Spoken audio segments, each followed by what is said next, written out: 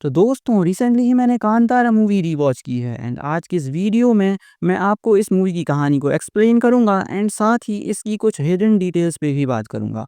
So without wasting any time video को शुरू करते हैं। तो दोस्तों कांतारा मूवी कहानी 1847 से शुरू होती है, जहां हम व्यूअर्स देख पाते हैं कि मूर पर्वत से लेके पड़वन सागर तक की जगह का एक राजा था। अब इस राजा के पास सब कुछ था, उसका परिवार, उसके दो बेटे, की पत्नी और एक खुशहाल प्रजा। ऐसे में कमी थी तो सिर्फ शांति की, जिसके लिए वो कई सारे मंदिरों में गया, कई सारे दिव्य स्नान किए और भगवान को सोना चढ़ाने से लेके पितरों को खाना खिलाने तक उसने सब कुछ किया, जिसके बावजूद उसे मन की शांति नहीं मिली। अब ऐसे में उसने ये सवाल एक तांत्रिक से पूछा। तांत्रिक ने उसे बताया कि उसके पास सब कुछ है, लेकिन जब तक उसके पास माँ की ममता और पिता का मार्गदर्शन उसे नहीं मिलता तब तक उसका जीवन अशांत ही रहेगा। ऐसे में वो राजा उस तांत्रिक से पूछता है कि उसे शांति के लिए क्या करना होगा, जिस पर वो तांत्रिक उसे बताता है कि उसे अलग अलग स्थानों और तीर्थ स्थलों पर भ्रमण करना होगा और उसे खुद ही इसकी तलाश करनी होगी। ऐसे में वो राजा अपने साम्राज्य को छोड़कर भ्रमण करने के लिए तीर्थ पर निकल जाता है। वो कई सारे स्थानों पर जाता है और कई सारे साधु संतों से भी मिलता है। अब ऐसे में वो कई सारे गुरुओं से मिलता है, लेकिन स्टिल उसे मन की शांति नहीं मिलती। अब ऐसे में जब राजा एक जंगल से गुजर रहा होता है तभी उसे गग्गरा की आवाज सुनाई देती है। अब गग्गरा मीन्स गूंजने की आवाज। अब ऐसे में वो राजा डरता तो नहीं है, इनफैक्ट उसे ऐसा लगता है कि जैसे उसके माता पिता ने उसे पुकारा हो। राजा उस दिशा में चलने लगता है और एक पत्थर के सामने आकर अपना शस्त्र त्याग करता है। तभी उसकी आंखें करुणा से भर जाती हैं और वो श्रद्धा से अपने हाथ जोड़ लेता है। अब राजा की जिंदगी में वो खुशी थी जिसकी उसे लंबे समय से तलाश थी। वो खुशी माँ की ममता जैसी थी और पिता के आशीर्वाद जैसी। तभी उस गांव के सभी लोग वहां इकट्ठा हो जाते हैं, जिस पर वो राजा कहता है कि इस गांव का राजा होने के नाते मैं तुमसे विनती करता हूँ कि तुम इस देव को मुझे सौंप दो, तुम्हें जो चाहिए मैं दूंगा। तभी वहां खड़ा हुआ एक आदमी कहता है कि महाराज आपको जो चाहिए आप मांगिए, लेकिन हमारे देव पंजुर्ली को मत मांगिए।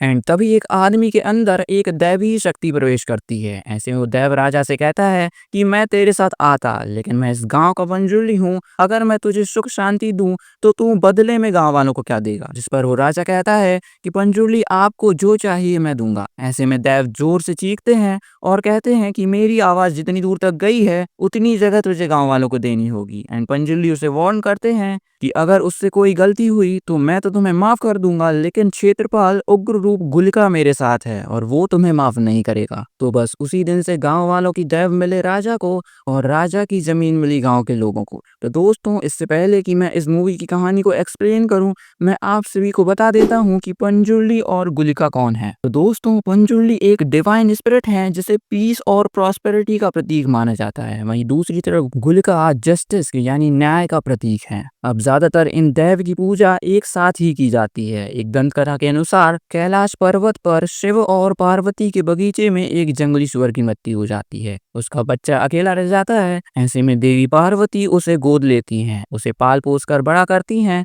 लेकिन बड़ा होने के साथ ही वो काफी शरारती हो जाता है और वो बगीचे को नष्ट करने लगता है। ऐसे में शिव जी उसे क्रोधित होकर पृथ्वी पर भेज देते हैं, जहां वो तुलु पहुंचता है और वहां के किसानों के खेतों को नष्ट करने लगता है। लेकिन बाद में वो लोगों की रक्षा करने वाला रक्षक बन जाता है। कुछ कथाओं के अनुसार पंजुर्ली का जन्म भगवान विष्णु के पसीने से हुआ है। अब ये कहानी 3000 साल पुरानी है। वहीं दूसरी तरफ गुलिका का जन्म राख के ढेर से हुआ है। ऐसा कहा जाता है कि माँ पार्वती शिव को एक थाली में राख को परोसती हैं, गलती से थाली गिर जाती है और राख में से एक काला पत्थर निकलता है। भगवान शिव उस पत्थर को फेंक देते हैं, जो कि एक विशाल काले योद्धा यानी गुलिका में बदल जाता है। भगवान शिव गुलिका को बैकुंठ भेजते हैं, जहां भगवान विष्णु उसे ब्रह्मांड में न्याय बनाए रखने का आदेश देते हैं। गुलिका तुलुनाडु पहुंचते हैं। अब एक और दंत कथा है जिसमें बताया गया है कि पंजुर्ली और गुलिका एक दूसरे से कैसे संबंधित हैं। तो दोस्तों एक मिथक के अनुसार तुलुनाडु पहुंचने पर पंजुर्ली और गुलिका एक ही भूमि पर अधिकार के लिए लड़ते हैं। लड़ाई इतनी भयंकर हो जाती है कि स्वयं देवी जला दुर्गा उनका बीच बचाव करती है और उन्हें ध्यान से शांत कराती है, जिसके परिणाम स्वरूप गुलिका पंजुर्ली के भक्त बन जाते हैं। पंजुर्ली को उस भूमि का स्वामी बनाया जाता है, तो वहीं गुलिका को वहां का रक्षक बनाया जाता है।